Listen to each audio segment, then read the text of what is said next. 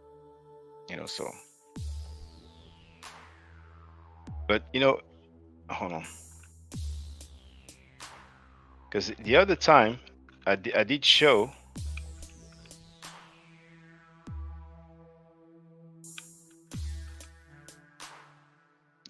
Look at this here. Are they red? That's his design. That's Ujau's design. Or are they black? Why did he paint them like that?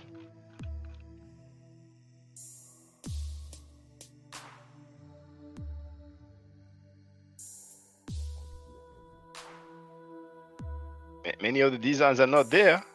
That's the other time I did show a few. That one here, oh, sorry, I have that shirt. Look at this. Is this red or is it black? I'm telling you, man. So I don't think he had that stance before.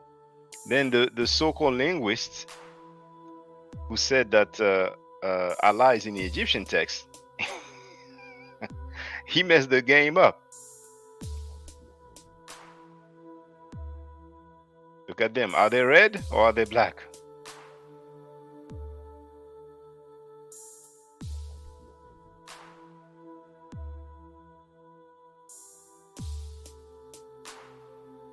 He's probably like, damn, I did not delete enough pictures. Hold on. But there's many designs where you have, man, woman, and they are indeed. Look at this. Is that red here? That's Ujau's design. Look at this here. Ujau's design of ancient Egyptians. Is this red or black here? He may not say black. He has a problem with the word black because he used to be a Moor. He was a Nubian. The Nubians were Moors. If you look at the full title, we have, I think it's the United Nubian Nation of Moors. Number X wrote, where are his red models at? Haha. There it is.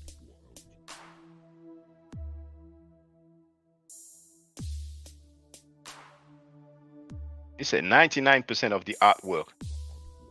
Well, 99% of Ujau's artwork when he painted / designed ancient Egyptians designs, they were not red, they were not desher. And Hatshepsut. Queen Hatshepsut. And people have seen that before I went down, I could read the name from the Shen or Shenu from the cartouche. But anyway, Hatshepsut, she's not red here, is she?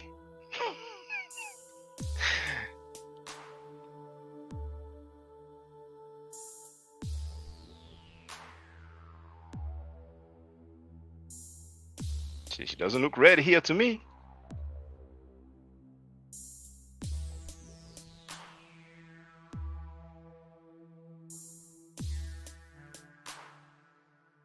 Look at this young princess here. She definitely doesn't look red to me.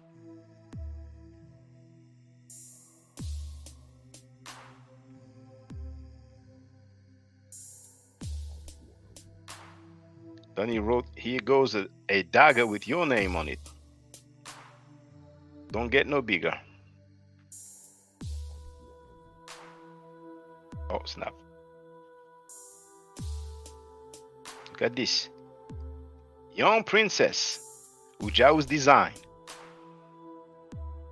Now he ain't gonna say black, but that's at least dark brown. At least. But definitely not red at all.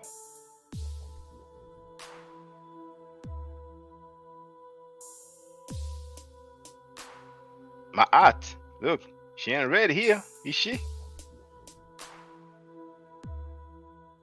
My aunt.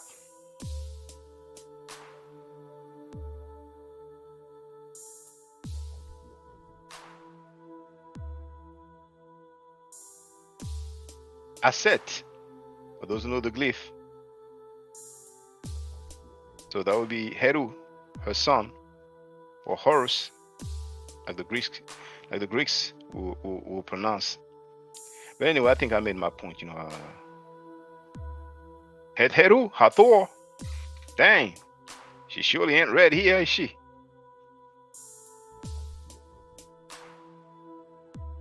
Donnie Williams wrote, I might as well say Donnie. I always read his full name. Donnie wrote LOL, then he wrote No Confusion, and he wrote This Is Wild. York Vibes.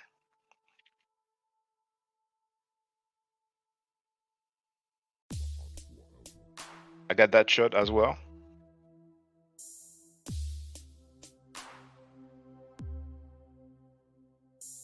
But anyway, you get Osiris, Usir. He ain't red here, is he?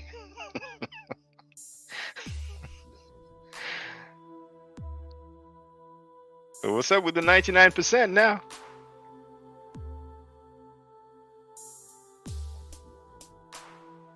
I said, and Heru, he's a baby. He's already wearing the double crown.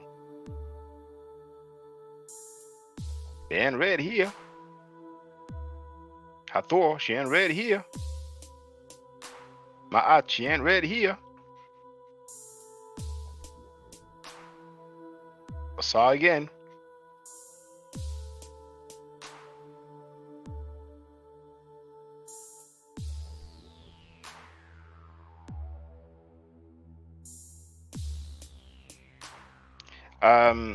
I have that on tape. That one I filmed it. Louvre Museum, Paris, France. This looks like Hatshepsut. I wonder if this is from the Belgium. It is. I have that on video as well. Oh no, not Hatshepsut, but Queen T. Queen T. I have that on tape. I went there, Belgium. Anyway, it doesn't look like there's more designs anywhere, and that took a long time. So Norma X wrote 99% of his art is black/brown. So anyway, this is my art right there. So that's not a human being, but a goddess, a Necheret, right? But she surely ain't red here. Oh, I appreciate that, brother. It's been so long I did not receive any donation. I appreciate that, brother Donnie Williams. Thank you. And everybody should thank brother Donnie Williams, because at one point I stopped, the streaming. And I canceled my professional subscription on StreamYard. And Donnie Williams gave me quite a large donation. So then I got the professional plan again, Because the free plan, you have their logo at the top right, and I don't like it.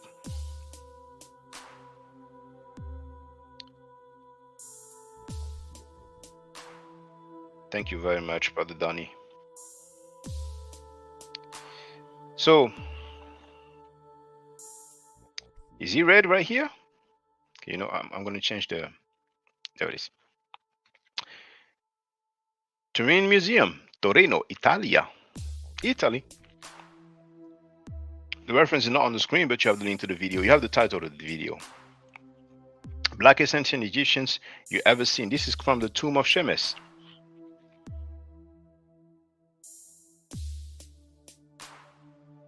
Same video.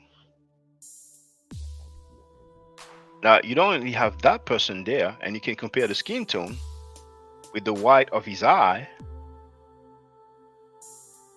Same with him, but behind, you can see the others. Look at those ancient Egyptians. Are they red? Are they red?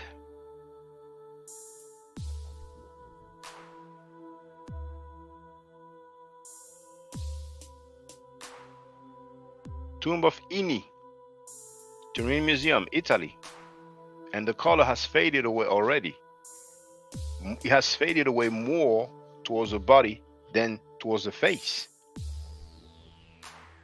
But you know what he's going to say? Oh, his hair black. Like, many black people whose skin is the same color as their hair.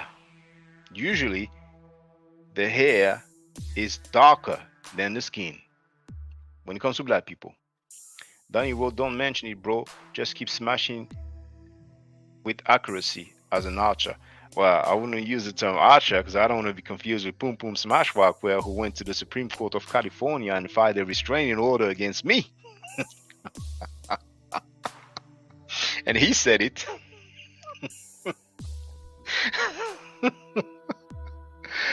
But thank you so much, Brother Donny. Ancient Egyptians, they don't look red to me here. Now we heard 99%. They use their share. Dang. If you compare the color of the hair and the color of the skin, you know, it's not exactly the same, but it's not far off, is it? So is he gonna say that's red here? Portugal, capital, Lisbon, 2000 BC. This is 4,000 years old.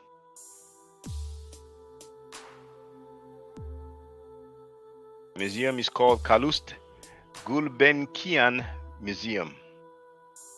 Reference 142. And you have the video on YouTube, Black Ancient Egyptian in Portugal, Lisbon Museum, 2000 BC. Ancient Egyptian navigators. This is, you know, that museum where we seen on Ujau's Facebook page? That's the one. Musée Art et Histoire Bruxelles. Art and History Museum, Brussels, Belgium. The video on YouTube is called Ancient Egyptian Navigators, 4,000 years ago. Look at these ancient Egyptians. Are they red? Now I'm an expert. Man, look at that brother with a fro. That one's powerful. The P is missing. Remember Chief X? Remember Chief X? When I showed that, oh, hey, that's not an afro, that's a crown. I didn't talk about the hair, but okay. Those soldiers here, are they wearing crowns? Chief X is funny, you know. He's real funny.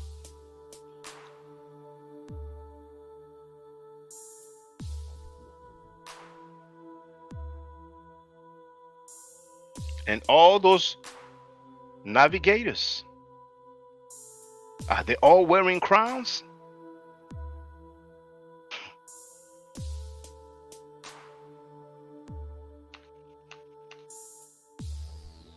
Ancient Egyptian scribe. Denmark. Denmark's capital. The video is called on YouTube Black Egyptians in Denmark Museum, Tomb of Wajet Hotep. It's in Copenhagen, Glyptoteket Museum. I don't have the accent, but you know. So reference AEIN 1572. Are they wearing crowns? Are they red?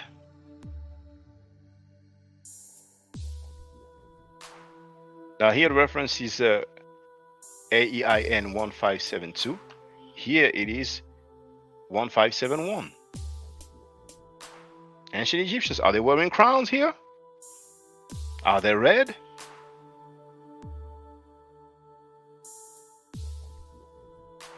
Italy, Turin Museum, Jefa Happy, Minhotep, and Wepwa Wetem Hat. That's the name of the video on YouTube.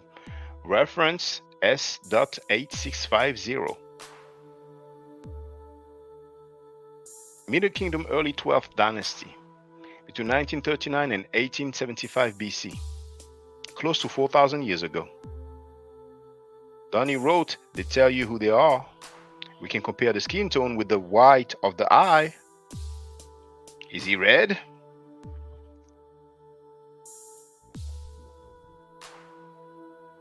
Same video, different statue. Now, we don't have the eye. Something may have happened. Either they did not finish, or it went off, or it was taken out. Now, X-Road Europe, unfortunately, has the best schematic relics compared to the ones in divided states. Never seen these before, and I'm aware that many people have never seen those before. Now, just a few days ago on TikTok, there was a dude who was talking about the ancient Egyptians. He didn't wait till I show so many. I showed like 3, 4. He kicked me off the panel. You know what I'm saying? Why do you think that PhD in Egyptology? I'm going to tell you his name again because I don't have it off the top of my head.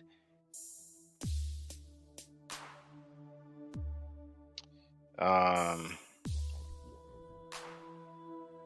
think it's called Simon Toole. Yes, Simon. Why do you think he ran? Why do you think Metatron ran? And there's other people that are French speakers, so you don't know them, but one called Nota Bene. That one here. He made a video dealing with the color of the ancient Egyptians. He chose that topic. He chose that subject. Now he has no obligation, you know, to dialogue with me, but he ran like Usain Bolt. That's how it is. That's how it starts. Donnie will clearly identified by culture. That one is a PhD in Egyptology. Was dishonest about Diop. He tried to intimidate me about, you know, legal action. Man, please, homie. But anyway. Hold on.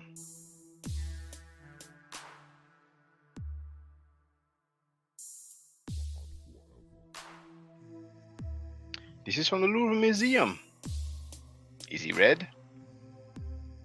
We don't have a name here. The video on YouTube is called 4,000-year-old statue. The reference is E10357. And it says around 2400 to 2200 BC, end of the Old Kingdom. Now, on the artifact,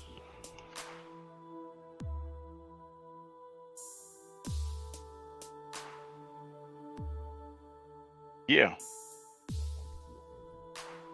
it says statuette of a man. It doesn't say a Nubian. Now, this looks like kente cloth, doesn't it? Looks similar, doesn't it?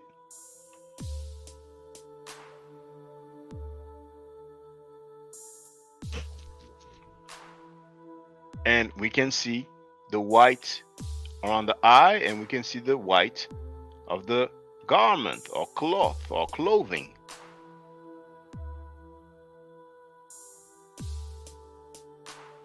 Italy, Museo Egizio. The video is called Plenty of Artifacts. You have the link there, but you can just look the title. It's going to be easier than, you know, typing the URL.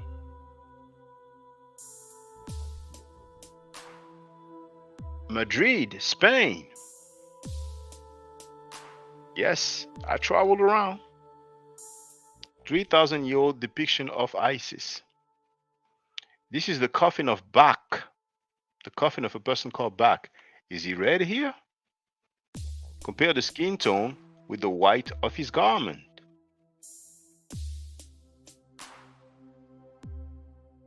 Reference 35.15. Denmark, Copenhagen. Now this one is not the Glyptoteket Museum. It's the National Museum of Denmark. We have Ha Bechenet and his wife Isis. That's Ha Bechenet and that's his wife Isis. Are they red here? Joe say, he may say, oh, that's reddish, that's reddish.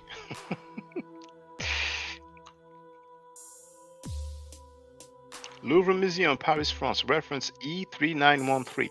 What's interesting is this is circa 700 to 600 BC. Close to the end of the rule of indigenous inhabitants of Kemet or the two lands, Tawi.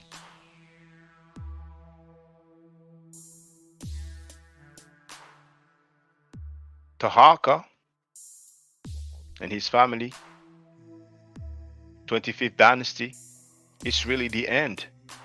600 BC, sack of Thebes. End of the rule of the indigenous inhabitants. Now the video is called Sistrum Player of the Netjer Amen Ra. Now we can see the leopard skin, so probably this person is a priest. Is he red? Is he wearing a crown? Is that a crown right there? Compare the color of his skin with the white of the eye. I don't know if you have a different term in English for the white of the eye. You know, in French we say le blanc de l'œil. So I translate it word for word, but maybe you have another way to say it in English. If that's the case, feel free. Let me look at the comments. Number X wrote, that's incredible how much evidence they left behind. I thought they didn't leave behind these many. Who? Indeed, I'm aware a lot of people never seen those. Then he wrote, these will be the people who could afford it. Number X wrote, at the end, it was still all black. At the end, it was still all black. Definitely. Definitely. Then he wrote, like anything else. Nope. It's the same, Shaka.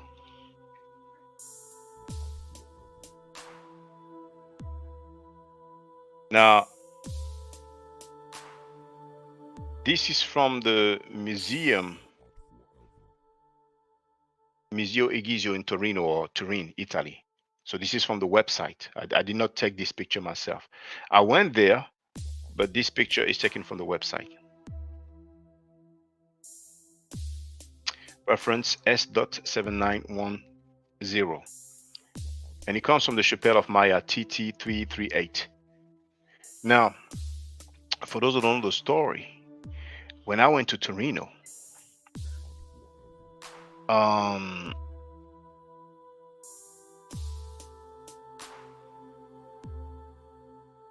if my memory doesn't fail me, it's the first time that I traveled to a museum abroad, or even other museums, you know, in France and Belgium.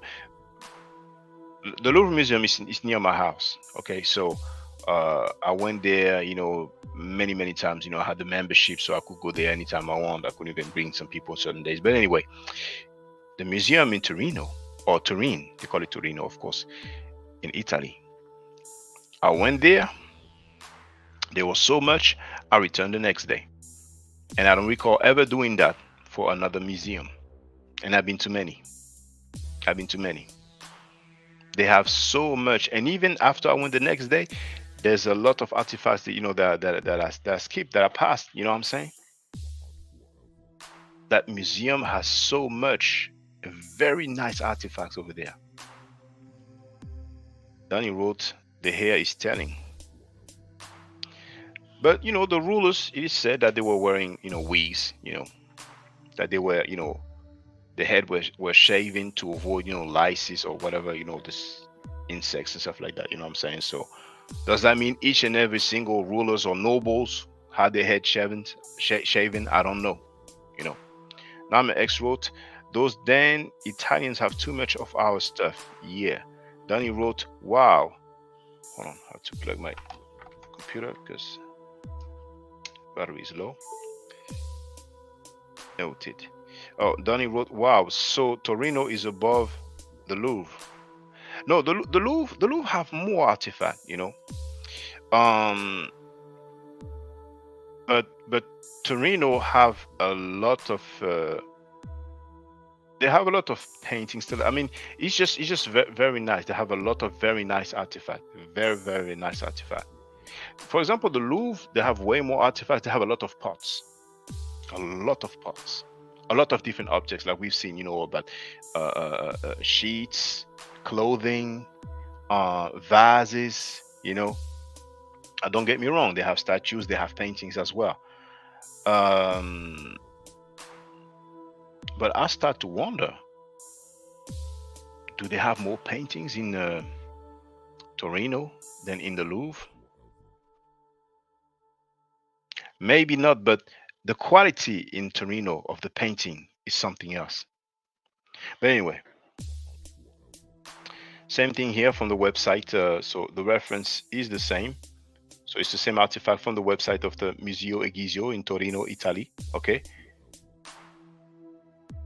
So it looks like he has a, I'm not sure if this is leopard skin, but this is definitely an animal. I mean, from the face, it looks like a leopard, you know.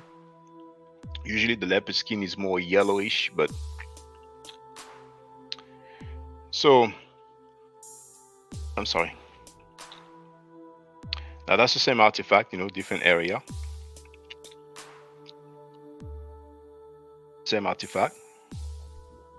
They don't look red to me. Now this one is the British Museum.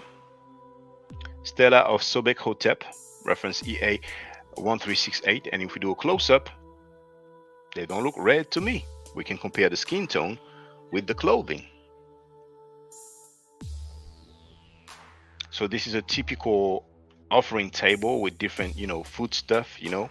So usually we have that ox's leg or, you know, mammal's leg, and then usually we have, you know, some vegetables as well, you know, or maybe fruits, but usually I think it's vegetables and meat, you know.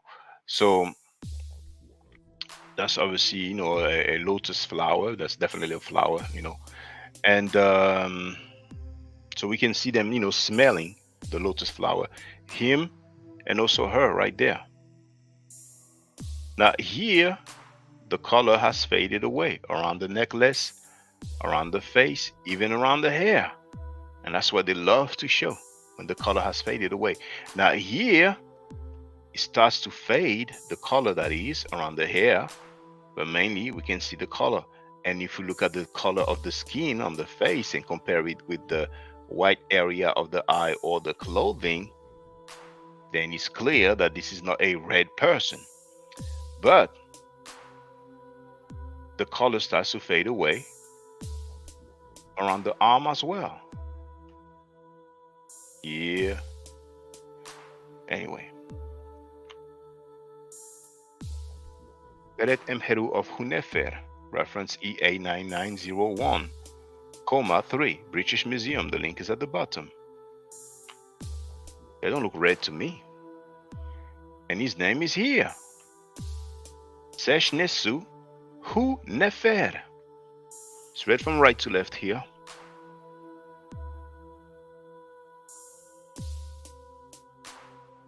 We have Nesu placed first, then we have Sesh, then we have Hu, and we have Nefer with the two phonetic complement of the F sound and R sound. Royal scribe or scribe of the king, Hu Nefer. His name is written on the artifact. Doesn't look red to me. We can compare his skin tone with the white area of the eye and his white clothing. Now, she doesn't look yellow to me here, does she?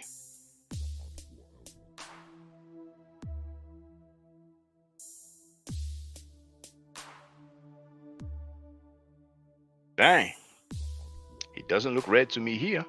Donnie wrote, perhaps the smelling of the lotus is a reminder of good smelling and cleanliness. Only speculating. There is a documentary about the lotus flower and the smelling.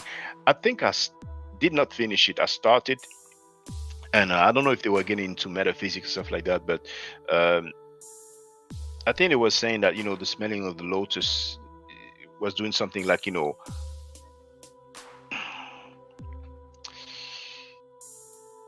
I don't want to say that it would get them high. And once again, that's a documentary that's on YouTube, okay?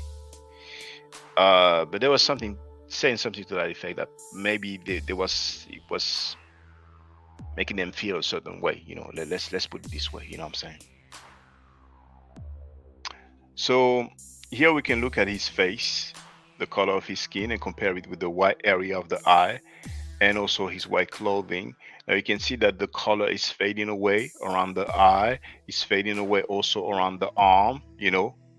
So Wujao with his 99%, you know, I mean, some people, I don't know, this, the eyesight, the color is fading also here, and this happens a lot, but a lot of people are not familiar with that, you know.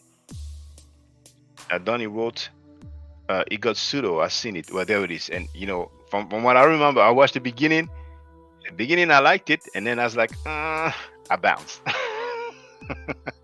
Donnie wrote, been down that rabbit hole.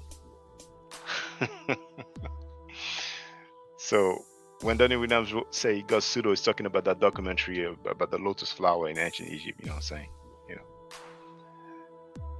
So for the record, his name is there also. We have Sesh Nesu, and then here we have Hu Nefer. Now this time Nefer is written without the two phonetic complements. So this is not hieratic, it's really cursive hieroglyphic, you know. but you know, it doesn't look the same as when it is carved, of course. And there, of course, we have ara. That's the R, that's the Ain, the A, the glottal A sound. Then we have the determinative of the solo disc. Then we have the single stroke, and we have the classifier or determinative or ideogram of the netcher. You know, we can tell because of the beard. So here we have the word ara.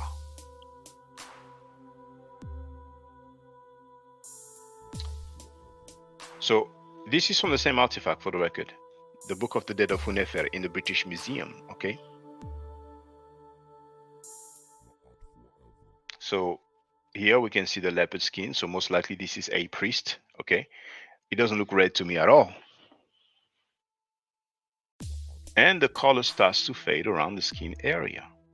Here, here, you know, but we can compare his skin color with the white of the eye and also with the clothing here. And also with the white part of the leopard skin.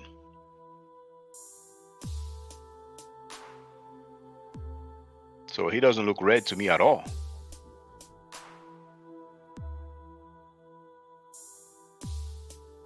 Now this is from the St. Louis Art Museum. You have the link right here. This is the mummy mask of Kai Neferui. Reference 19,1998. So here again we can compare the color of the skin tone with the white of the eye, and we can tell that the color has started to fade away in some part of the face. But that's a statue. Some people may be tripping about that. Okay, fine. Oh, I never even noticed that this is, it looks like a female because of the hair, and well, it's very small on your end. I cannot make it larger because those are slides. This is a PowerPoint right now that I'm sharing. But if you actually look up, you know, Mummy Mask of Kai Neferui, or if you take the time to type the URL, you'll be able to make it larger. But we have a female with, as a matter of fact, you know what? Let's do it. I'm going to share the link in the chat.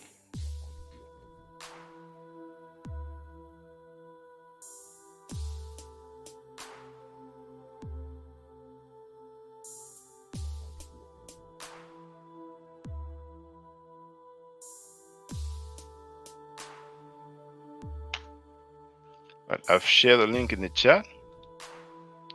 So I'm going to click on it. Oh, snap. It's not a clickable link. No, I'm going to delete that. I'm going to copy the full URL.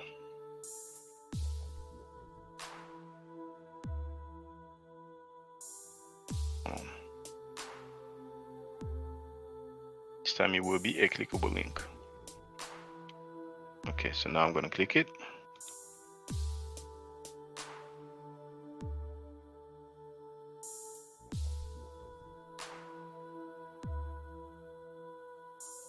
So this is the URL.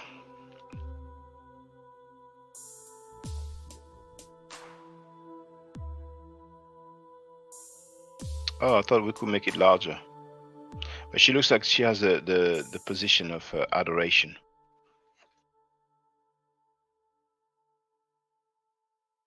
Thought I could make it larger. Oh, I cannot. But anyway, that was just, you know, I don't know. Let's go back to... No. Daniel wrote, the way the language is constructed is pure genius to me. Well, the grammar is very precise. It's very precise.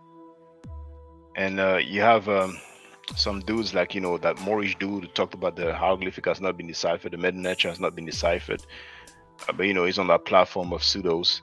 And you have that older cat, I forgot his name, but that Hebrew Israelite cat, you know, and I think he said that he studied, you know, at the university, most likely some Bible studies, but he said the Meta Nature is, he said it's gibberish. He believes it hasn't been deciphered. I mean, some people, man. And of course, we have, you know, Walter Williams, that people call Dr. Walter Williams. I don't know what doctorate he had. I don't know what field he had. You know, he's knowledgeable. I bought both his books about Christianity and Islam. But I'm sorry, he's wrong saying that the Meta Nature has not been deciphered. You know, but some people just like to repeat what some older people told them or what some friends told them, like the Riparianites. You know, whatever Uja and Osar said, they just repeat it like clowns. You know, like Batishan, for example. You know, now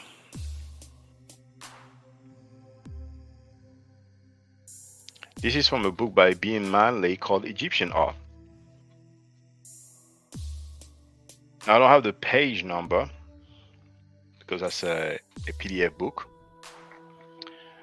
but it is a reference or slide or picture 1, and it says view of the burial chamber of the mayor of Thebes, Senefer, and it says see page 119.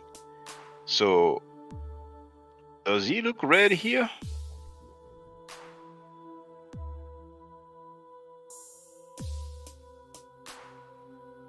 And those other people right there, do they look red? And notice, you see this guy right here? You can see the skin color or color period fading away because it is so old. See here? We can see that he is fading away. And many times they show us artifacts where the color has faded away, mainly or partially, you know. But if you look here, see the skin tone here? That's not the kind of artifacts that they will show many times when you have book covers, when you have documentaries. That's not what they like to show, you know. This is the tomb of Seti the First. Now,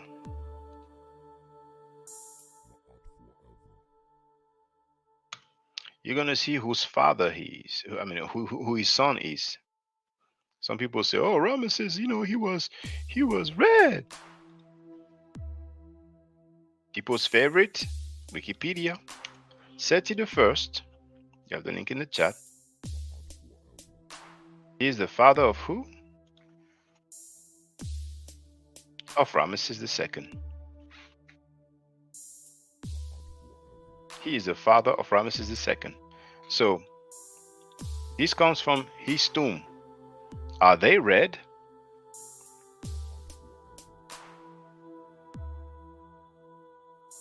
Here you can see the color fading away around the like the back area, around the forearms, you know.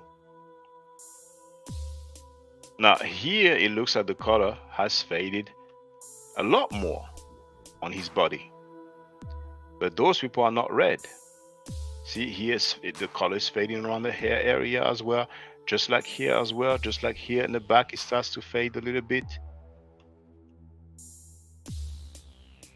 So the person who took the picture is Sandro Vanini. He worked with Dr. Zahir Was and many other people. So you have the link here. These pictures are hosted on flickr.com.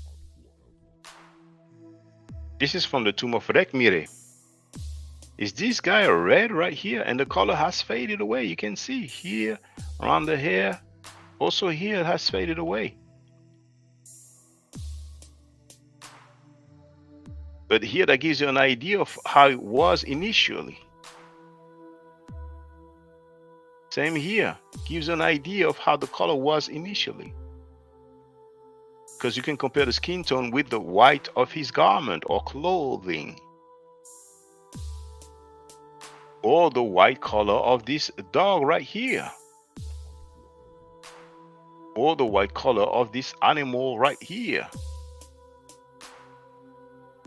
They are actually carrying that animal. That's a stick right here.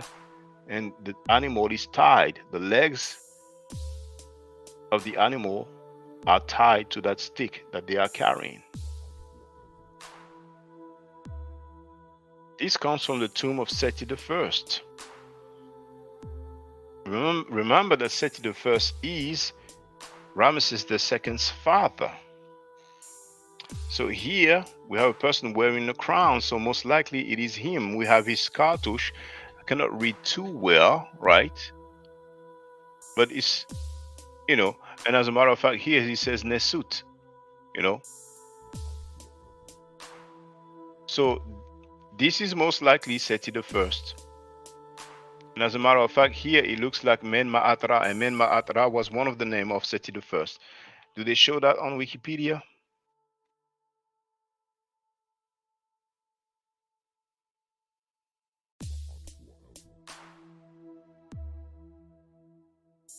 They do.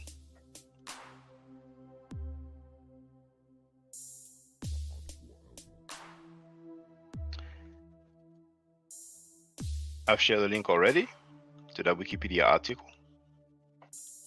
And first thing it says is Men Ma'at Ra. They put Ray, but you know. Men Ma'at Ra Seti the First, or Sethos the First in Greek, was the second pharaoh of the 19th dynasty of Egypt during the New Kingdom period, ruling circa 1294 or 1290 BC to 1279 BC. He was the son of Ramesses I and Sitre, most likely Sitra or Satra anyway, and the father of Ramesses II. The name Seti means of Set, which indicates that he was consecrated to the god Set, also termed Sutek or Set. As with most pharaohs, Seti had several names. Upon his ascension, he took the prenomen Men Ma'at Ara. That's the Ayin. That's the transliteration for the Ayin. Ayin is the glottal A sound. Ah, like we have in Ma'at. Men Ma'at Ra. So if we go back to the artifact that we were looking at, from the thebanmappingproject.com, you have the link at the bottom. It's a reliable website. Now this is image from the Theban mapping website. They gave the reference to that image, 16217, taken on April 2011. And here in that Shen or Shenu, in that cartouche, we do have Men here. We have Ma'at here because we can see the ostrich feather on the head. The Men is the Senate game. So this glyph has the phonetic value Men, transliterated MN. Ma'at we all know. And then we have Ara. Ra is placed first, but this is a honorific inversion. Out of respect, they place it first. So we don't read that Ra, Ma'at, Men. We read that Men, Ma'at, Ra. Ma'at is also a god or a Neteret, a goddess. You know, let's be specific. So out of respect, they place her before as well. This is part of the grammar of the hieroglyphic. So we can see his skin tone. Is he red? Now look at the skin tone of this most likely priest because he wears the leopard skin. Is he red? Now we can see on Seti the First, Ramesses II's father, that the color of the skin has started to fade away. But if we look at the other people, it gives us a clue of how most likely the skin color was before it started to fade away. And it's the same here. We see that, you see around the arm, the forearm, around the elbow, you know, even around the leg, the color started to fade away because it's so old.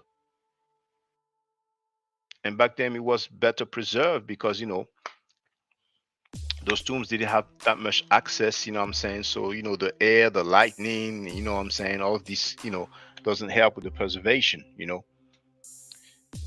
But if we look at this person's skin tone, it gives us a clue of how most likely the skin was initially.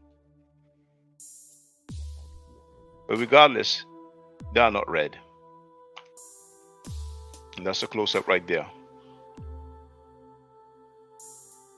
There's less participation in the chat, and I understand right now it's like midnight, so maybe I should call it a day. Do we have one or two people? And I'm an expert. Oh man, that's a good painting. Do we have one or two people? Because if there's one or two people, I don't mind, you know. But if there's nobody, you know, I can continue some other time.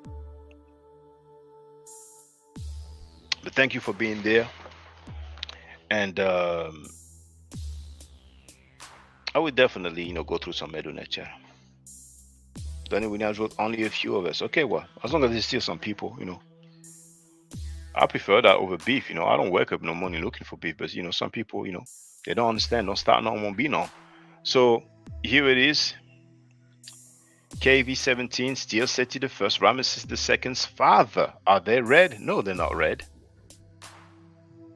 And when we look at the skin tone of this person here on the left and this person on the right, it gives us a clue of how most likely the skin tone was initially before it started to fade away, because we can tell on the forearm here and around the leg that it started to fade away because it's so old. And for a strange reason, something happened around the face area. They did that a lot, defacing, for whatever reason. And here we can clearly see Men Ma'at Ara.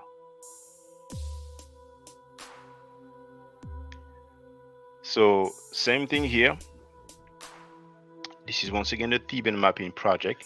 Danny Williams with Exhibit A. The Theban mapping project, very reliable website, handled by some scholars.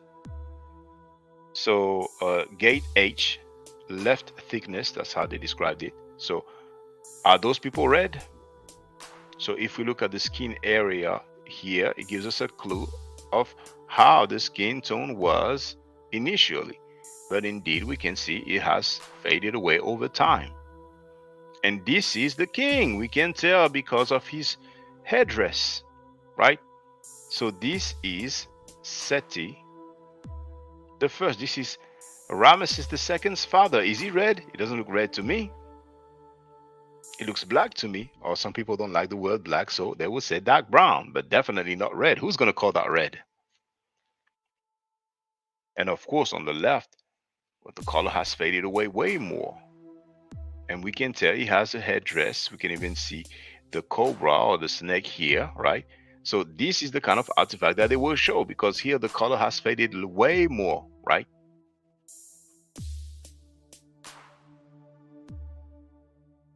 Damn. This picture was taken by Vanini, Sandro Vanini, who once again worked with Zahi Hawass and many other scholars. So you have the link at the bottom. It's on gettyimages.co.uk. This is from the tomb of Seti I, mural painting of Pharaoh from 19th dynasty. This is Ramesses II's father. But some people say, oh, Ramesses, he was red. He was reddish. Well, he's his father.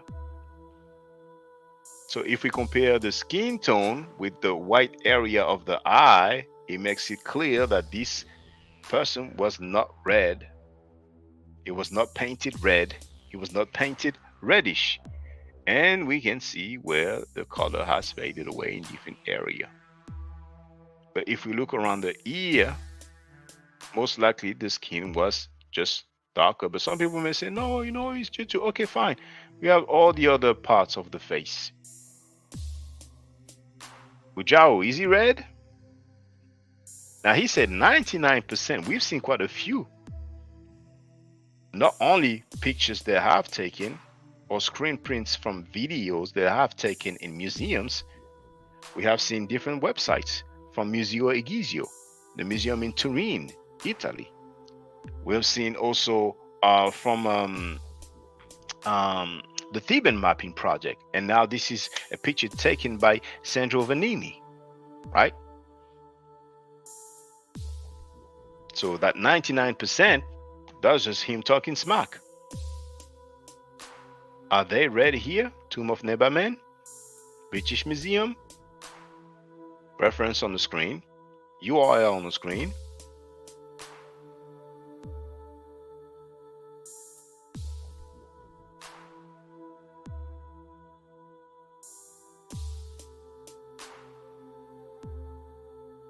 That's from the tomb of Seti I.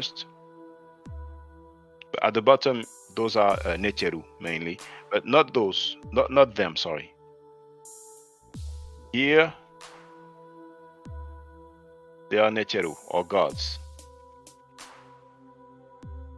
Probably those two as well, but I cannot tell too much if there's a beard or not, But those are not. So here, you see the skin tone of that one here on the top left or far left, and actually when you go from the far left to the right, you can see how the skin color has faded away. So many times they will show people like that. When the skin color has faded away that much, that's what they would do. Nama X wrote, the contrast between these and the Asiatics on the other side of Kemet is really clear to me. People try to Asianize Kemet, but we are seeing how Kemet was distinctly black. We are seeing that. That's what Chief X ran. Chief X ran quick. We made an appointment. He never showed up. So you have a lady, I forgot her name. She's an Egyptian lady, a young lady. She has probably 2 YouTube accounts. And she's been going at people who said that the ancient Egyptians were black, you know, and she does like many other people. They show artifacts from the late period when the when the Greeks ruled, the Macedonian / Greeks ruled, and later the Romans ruled, right? Or if they will show some um, artifacts from, you know, the Middle Kingdom, the Old Kingdom, that will be where the color has faded away. You know what I'm saying? It's fine if people disagree, and you know, we can dialogue, we can deal with the information, right?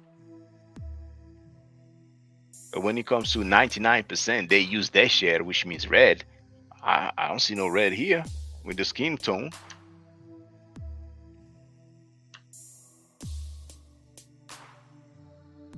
British Museum, Book of the Dead, or Peret Emheru. I really don't like that misnomer, but that's what most people know it as.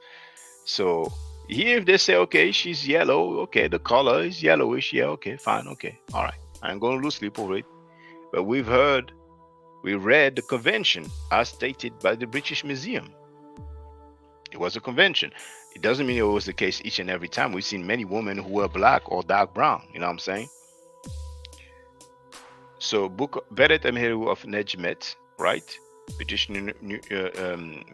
Museum reference EA 10515, sorry, reference EA 10541, and here it doesn't look red to me. His skin tone, his skin color do not look red to me.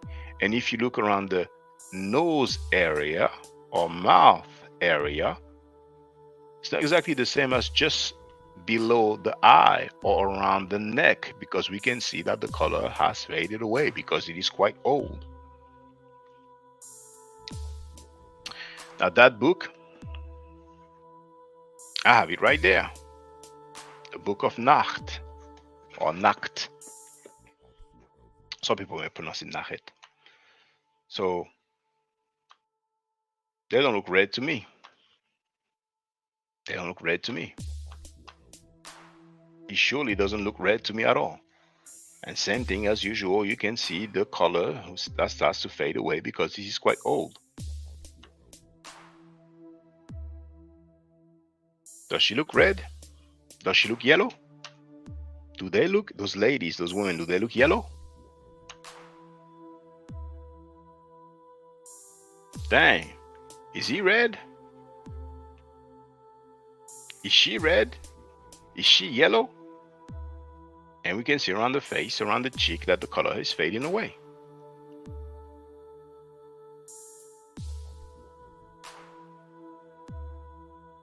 Even the color in the nipple, not red, not yellow. The woman here, not yellow.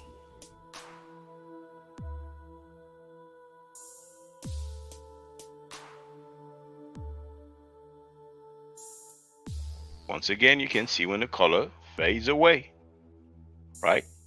But when it didn't fade away, you can see the color here. Here it starts to fade away a little bit around the torso or abdomen, and even around the face a little bit. Now that lady, some may say, oh yeah, she's yellow / yellowish, but still, you can see it's way lighter here. So it was, you know, darker, even if you look around the hand, even around the arm. But this guy doesn't look red to me. Is he red? Page 81 of the Book of Nacht by Abdel Ghaffar Shadid.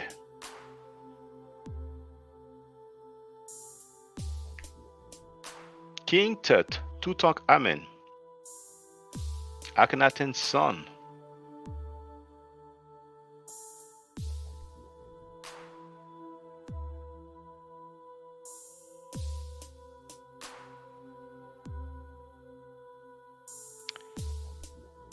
Here they may say he is deified, if that is him and not Uzziah. But here, that's King Tut, Tutankhamen, Akhenaten's son, Amenhotep III's grandson. So his grandfather is there. It is consistent. Amenhotep III happened to be one of the most powerful rulers that ancient Egypt or Kemet ever had. Nama wrote, I love how they emphasize the lips in the paintings. Those aren't Asiatic lips. Haha. We see that on paintings and some statues as well sometimes. But we have to be careful with the statues, the color of the statue, because we have to know what material it was. We have some statues where we can clearly see we have some painting. All right. And I remember many years ago, I was on a message board or forum dealing with, natural hair. And I talked about, the ancient Egyptians and stuff like that. And there's a lady, she was a Latina, you know what I'm saying? It doesn't matter where she was from, but I'm just saying. I remember that detail. She posted a picture of Ramesses II, and it was like a black material, the statue was. And she went on saying, oh yeah, but he's black, isn't he? Huh? Look at his aquiline nose. Look at the shape of the lips, but he's black, right? She was being condescending like that. Well, I don't know if she's still alive or if she's well, but if she wants to holler, she can feel free. Because back then it was message boards. We didn't have live streaming. You know what I'm saying? They all ran like Usain Bolt.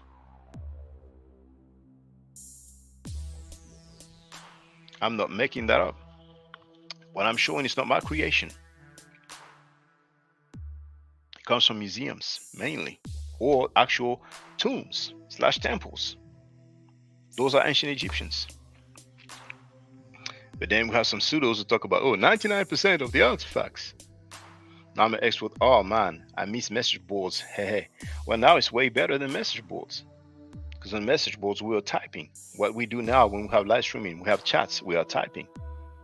We can share links, we can share screens. So back then, most people will put links for pictures. Then the message boards allowed us to actually put the pictures within the text. But many people didn't even know how to do that, Now we cannot share only pictures, but even videos. We can speak. Back then, it was just in writing. And how many times we typed messages and we clicked send, the page was loading, and then error. Everything you typed, it was in vain. That's the good old days, man. The good old days. And many of us used to debate on message boards.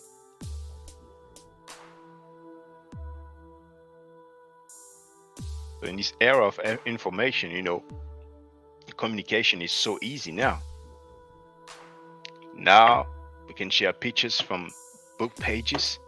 Some books are in PDF, so we can just scroll through the PDF or make a screen print. It's just way quicker and way more convenient to share information. So lately, people don't talk about the skin color of the ancient Egyptians. A few people try, here and there.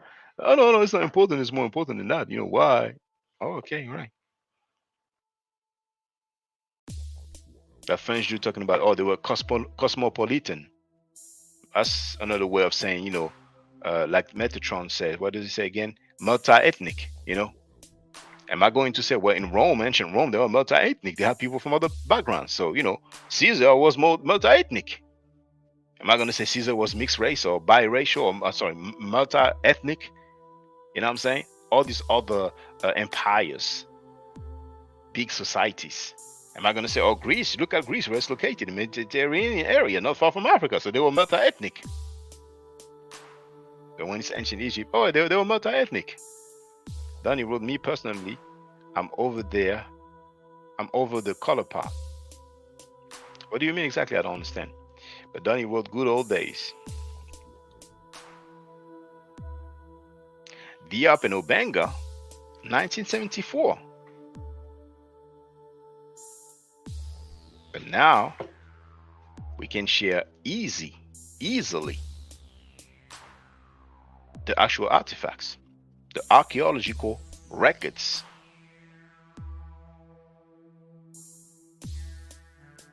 But back in 74, they did their thing with the grammar, with the text.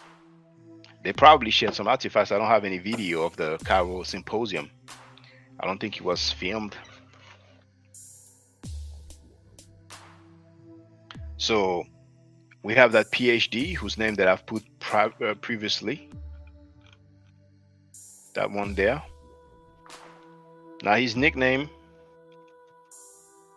is in French. It's a wordplay to spell Pharaoh in French. In French we say Pharaon. So his nickname is Le Pharaon.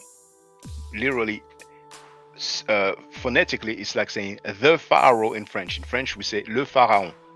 But phare is basically it's like a light, you know, like I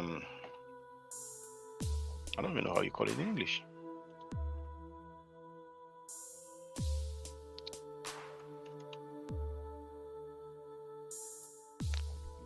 How do you call phare in English?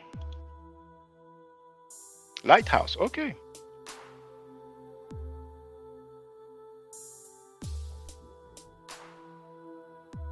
Lighthouse or headlamp, right? Now, I'm not sure what it is, you know, but anyway, that guy, that PhD in Egyptology, he will talk about Dr. Diop and Dr. Obenga and say, yeah, they did that with language, but it was not sufficient. It was not conclusive. It was not convincing enough. You know, they would say things like that. Well, the argument is not only about the language, you know, we have the records, we have the artifacts. Then they are colorblind.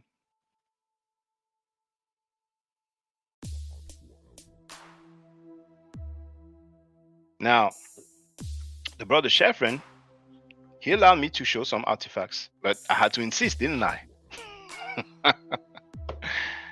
What did Ujau say? Oh, well, if you show me some, you know, back to back or something like that, you know, I can show you some as well. What about those that I've shown? They are not red.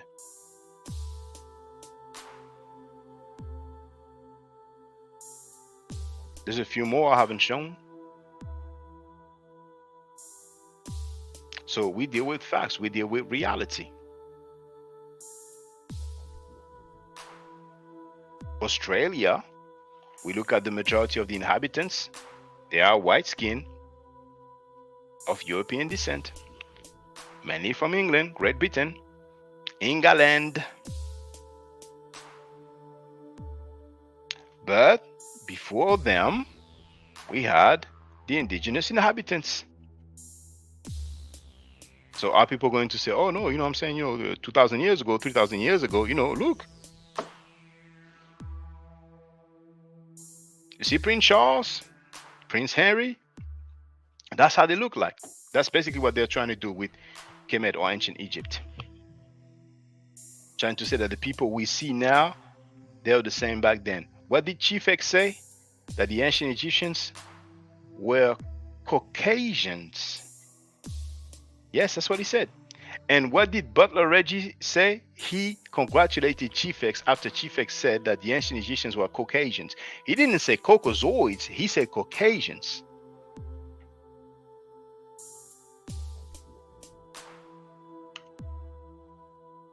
I'm going to let you hear it.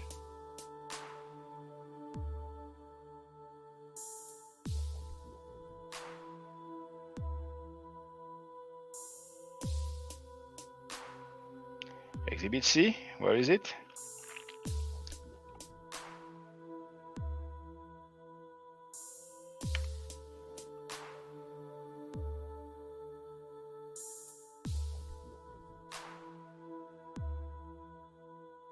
Butler Reggie congratulated Chief X after Chief X said that the ancient Egyptians were Caucasians from pre-dynastic time until today. That the ancient Egyptians are the modern Egyptians. Butler Reggie, Reginald Antoine Mabry, congratulated Chief X after Chief X said that the ancient Egyptians were Caucasians from pre-dynastic time until today. Make that make sense? So the video is called Reggie is not a Captain Saver HOE. He's an idiot. Parentheses, it says D-up melanin dosage test. Let's hear Chief X. Sometimes I feel if they're disrespectful, I can be disrespectful. Okay, thanks a lot for your answer. Guy who was a kind of at the edition of the Navy, we were maintaining. And you know, so in summary, Chief X, you're maintaining that when we talk about ancient Egypt, between the first dynasty, circa 3000 BC, until let's say what dynasty?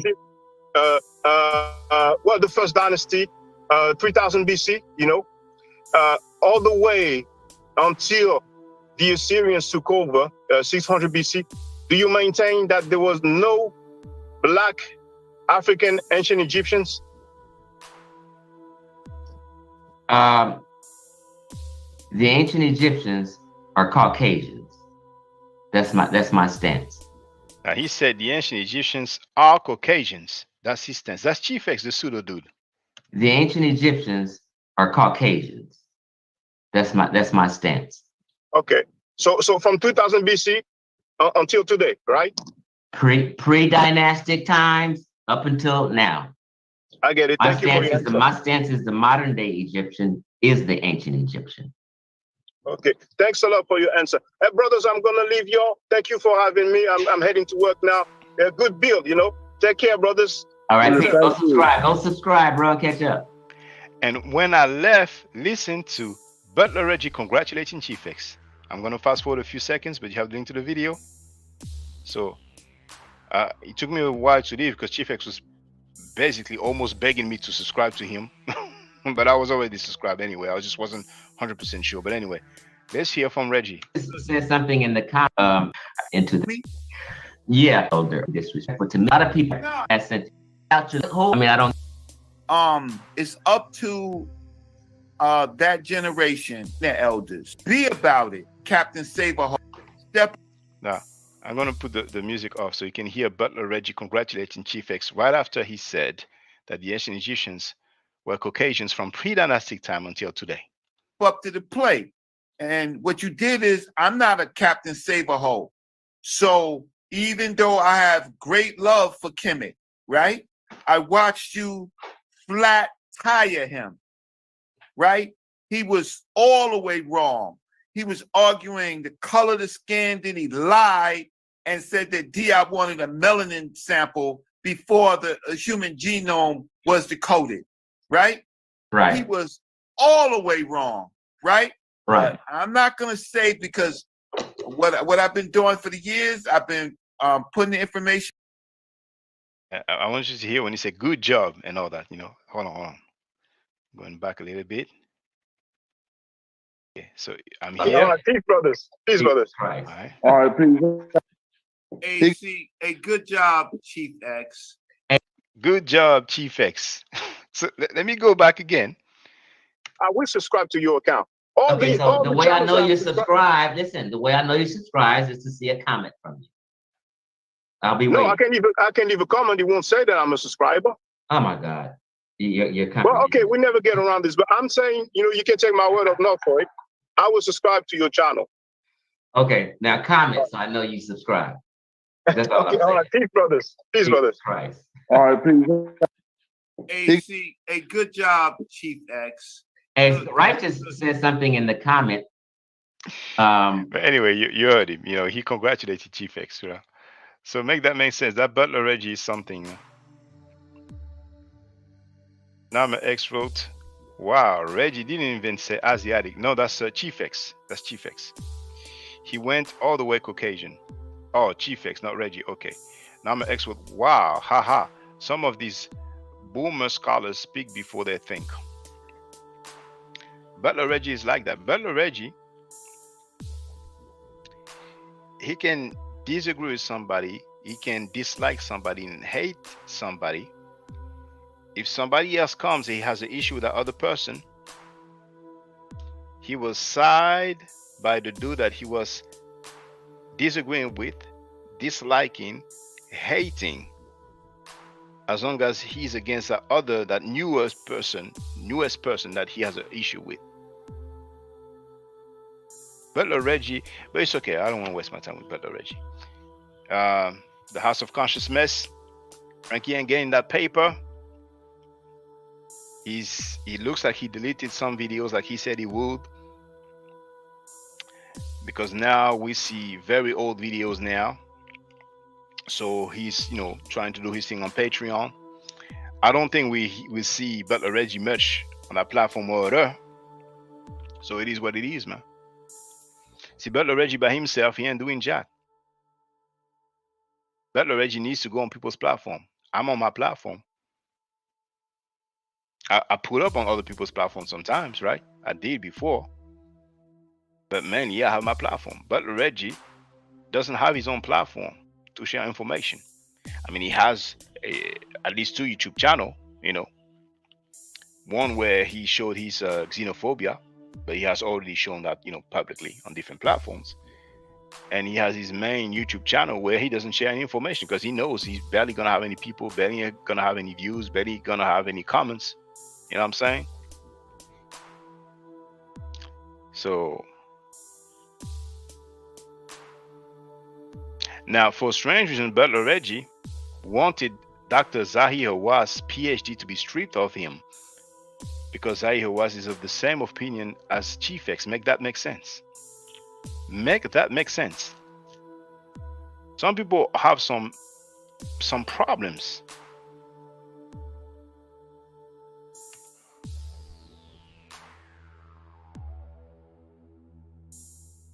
I'm sharing the title and the link in the chat. You will see and hear Butler Reggie requiring that Dr. Zahir Hawass doctorate degree be stripped of him. The video is called Clown Reggie Shares a Petition to Strip Dr. Zahir Hawass of His Doctorate. For what reason? Because Zahir Hawass is of the same opinion as Chief X. But when Chief X told me that the ancient Egyptians are Caucasians from pre-dynastic time until today, Butler Reggie congratulated him and told him, good job.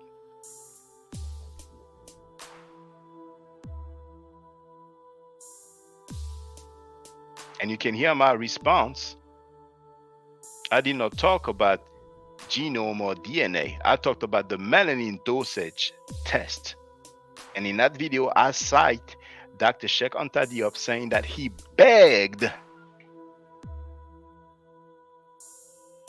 Egypt to give him these samples. And as a matter of fact, now Donnie wrote, Jenny, Reggie is hanging on for life.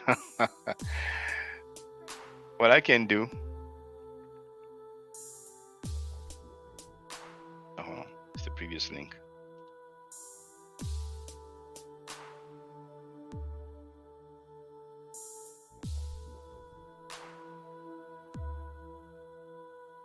I can show you the part.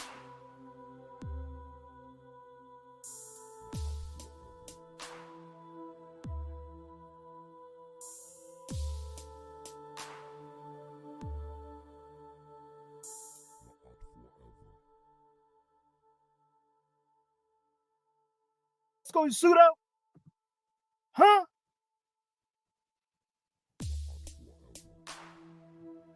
Embarrassing himself once again, making a fool out of himself. And he's the guy training Garfield. Garfield's going to get, Jabari's going to mop the floor with Garfield, man. Those guys don't have the sufficient level to have anybody. And Reggie, is not as bad as Garfield, but the hate is consuming and blinding Reggie. What does it say on the screen, brothers and sisters? On the left, General History of Africa, Volume 2, goddammit. Volume 2. Is that pseudo, brothers and sisters? Now let's go down. And many of you have this PDF. Now you see here, it says page 26, right? Right, brothers and sisters? So if we scroll down, that's page 27. Origin of the ancient Egyptians. Whose name is written there? Sheikh Anta Diop. So Sheikh Anta Diop will speak for himself. Right?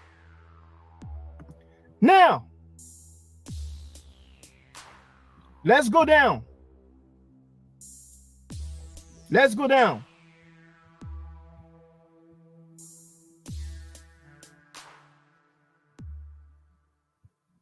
Let's go down.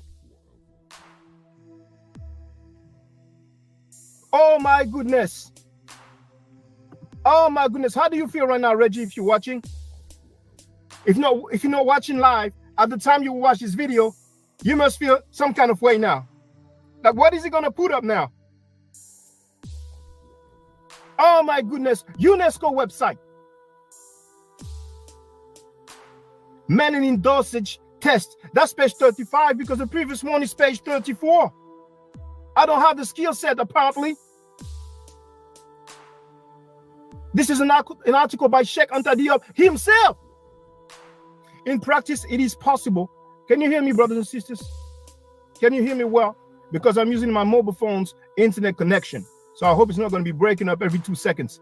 Can you hear me well, brothers and sisters? Let me know in the chat. Can you hear me loud and clear?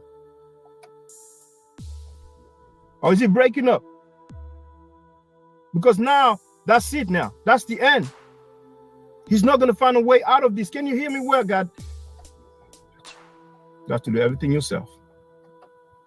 Thank you, Pharaohist. Thank you, Imhotep 360. Good.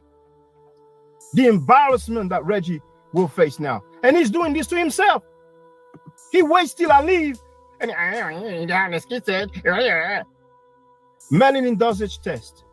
In practice, it is possible to determine directly the skin color and hence the ethnic affiliations of the ancient Egyptians by microscopic analysis in the laboratory.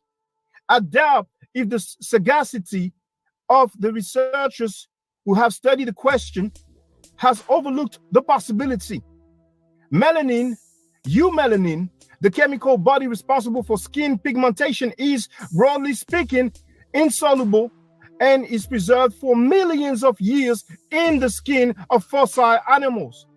There is thus all the more reason for it to be readily recoverable in the skins of Egyptian mummies.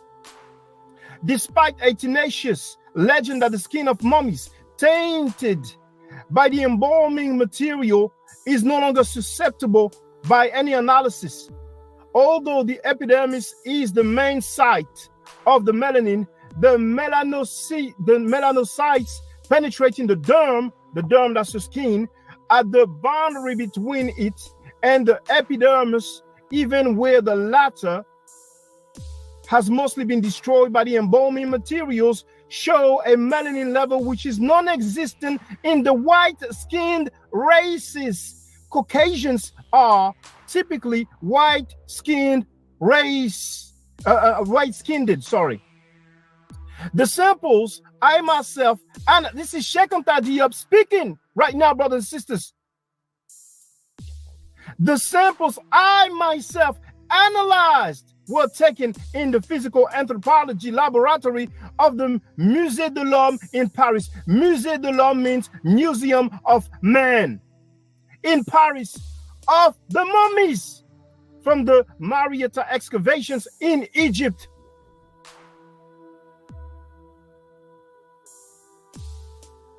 The same method is perfectly suitable for use on the royal mummies of Thutmose III, Seti I, and Ramesses II in the Cairo Museum, which are in an excellent state of preservation. For 2 years past, that's Sheikh Anta Diop speaking, I have been vainly begging the curator of the Cairo Museum for similar samples to analyze. No more than a few square millimeters of skin will be required to mount a specimen. The preparations being a few, it looks like it's like, when you have iron and all those materials, you have some charts, so they have some abbreviation. So if or however it's pronounced, in thickness and lightened with ethyl benzoate. They can be studied by natural light or ultraviolet lightning, which renders the melanin grains fluorescent. Either way, let us simply say that the evaluation, let me rephrase that. Either way, let us simply say that the evaluation of melanin level by microscopic examination is a laboratory method which enables us to classify the ancient Egyptians unquestionably among the black races. So you have it for the record, Dr. Sheikh Anta Diop, PhD, who explained that he has done the melanin dosage test. It was from a mummy held in the Museum of Man. He basically mentioned Museum of Man or Museum of Mankind, Musée de l'Homme in Paris, France, of course. And he has begged Egypt for 2 years. When I say Egypt, really, he wrote, for 2 years past, I have been vainly begging the curator of the Cairo Museum for similar samples to analyze. Now, no more than a few square millimeters of skin will be required. Just a few millimeters of skin. It's definitely possible, but they didn't want to. And it's easy to know why they didn't want to. Now, that was like, what, 50 years ago? They could, make available these few millimeters of skin today. Seems to me like Soy Kita knows how to deal with, well, who knows? He deals with the DNA, so I don't know if he deals with the melanin dosage test, but there it is. Dr. Diop was a PhD. So they will talk a lot about DNA, but what about the melanin dosage test? So then what are they going to say? Oh, those guys are Afrocentrists.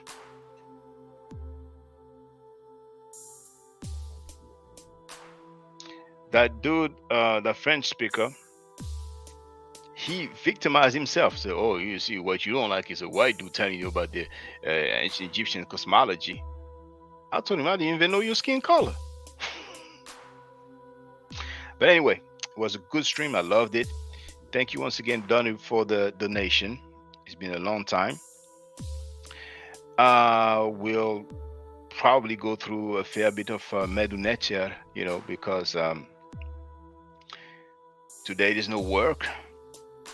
So it's going to be a long weekend, I don't have nothing until Monday. It may change, but so far I don't have nothing until Monday. So I mean that well, they won't give me anything for Friday. It's Thursday now, you know what I'm saying? I'm in Paris outskirts. I'm in France, so yeah, I can consider that I'm already on weekend now. So it's gonna be a long weekend. Thursday, Friday, Saturday, Sunday. Back to work on Monday. So I'm definitely going to go through some Medunetia. Then he wrote, all the time, bro, you know what it is. Thank you, brother. I appreciate that, brother. It really makes a difference, because a lot of people, they say, yeah, thank you, congratulations and all that. But when it comes to, and those pseudo people like Chief X, he gets plenty of donations. Butler Reggie, he gets plenty of donation. You know what I'm saying? The pseudos who talk about, oh, the ancient Egyptians were red, they get some donations too. Now, I'm an expert. Thank you for the teachings, brother Shaka. Be there for the next one. So it's not mandatory to make donations, but at least, brothers and sisters, hit that like button. Leave a comment. It helps with the analytics. You know what I'm saying? Even if you don't leave a sentence, leave a word, leave a hotep. You don't want to type hotep? Put HTP. Put peace. You know what I'm saying? Hit that like button. Share the video. Get people to come in. If you know some people who disagree with my claims or the claims of Dr. Diop, right? Tell them, hey, feel free. He will talk with you. You know what I'm saying? But at least hitting the like button and leaving a comment as well, it will help. It will help. Now, when I talk about donation, I'm not greedy at all. $1 is fine with me. So for those who don't know, there's my PayPal and my Cash App.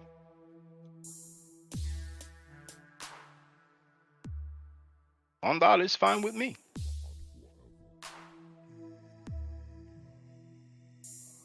Oh, I don't know why it didn't work.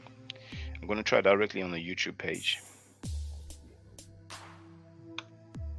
Well, it worked on the YouTube page. So here is my Cash App, my Art Forever, $ my Art Forever, and my PayPal, paypal.me/my Art Forever. Oh snap! I don't think the link's gonna work because there was supposed to be a space. Not forever. Let me see.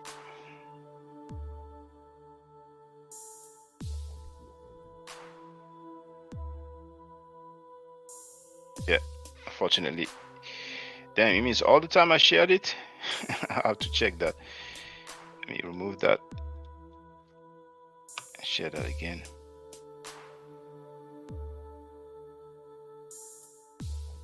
Okay, it works. So let me make my closing remarks. Stay safe, stay healthy. If I'm allowed to buy the net channel, I will definitely holler back at you. I don't argue, I state facts. If you're not part of the solution, you're part of the problem. If you do not think right, you will not act right. If you know better, you will do better. Do I to do a Nicheru. Hotep. Now, for the record, for those who don't know, I'm giving Medu Nature classes. And here, that's the flyer. Okay? So, those who are interested, feel free to holler at me. If you're not interested, it's cool. But I recommend that everybody who has not yet seen the video, Kemet and Ma'at, Before Judaism, Christianity, and Islam, then watch it. It has about 300,000 views and really deserves to have a lot more. I just want to let everyone know who's listening in now and who's going to listen to this stream in the future. I just had my first Meta Nature class by Brother Shaka today, and I've had other Meta Nature lessons by other teachers, and I can tell you right now, the brother is the best in the game. He is that was one of the best classes I've ever had, ever. So if you're interested in learning the Meta Nature, if you're interested in getting the basics of it, Brother Shaka is an awesome teacher. Get with him, and it's extremely affordable. This brother is giving us his time and his skills, and he's basically giving it away. I mean, I just consider it a donation. You know what I'm saying? So if anybody's interested in learning the Meta Nature, get with this brother right here. He's an awesome, awesome, awesome teacher. And I'll end with that. Hotep Senu, Hena Senut. This is Julie, also known as Servant of Yah, and I'm currently taking the Medu Nature classes with Brother Shaka, and it has been an amazing experience. Only 2 lessons so far, and I feel like I've been taking the classes for months, just with the how in depth he goes into the vocabulary words, the construction of the language, the grammar. It's been immeasurable, the experience. And one thing that comes across, hands down, is his extreme passion for teaching this to anyone who is willing to learn and has an interest in learning. So I highly suggest, if you are interested, even a minimal interest, that you subscribe to the classes with Brother Shaka. It's such a nominal amount for how much you get. I know, like, our last class was over 2.5 hours. It felt like 2 minutes, but because that's how, involved you are in what he's teaching and how he teaches and how compassionate he is about what he teaches. Also with sharing materials free of charge, no question, no doubt. It's just what he does. He doesn't have to, but he does. And so I just wanted to give a short testimonial about the class and the effectiveness of the class. And all of that is attested to how studied Brother Shaka is. So I highly recommend anyone with a minimal interest that you do sign up for the Medu Netia class. Hotep. Don't forget to subscribe to my channel, which is Ma'at Forever. Don't forget to watch the video entitled Kemet and Ma'at. Don't forget to share Kemet and Ma'at on my channel on Twitter, Facebook, Instagram, WhatsApp, or other social media that you use. Email, text messages, you name it. Those who wish to donate can do so on paypal.me/ma'atforever.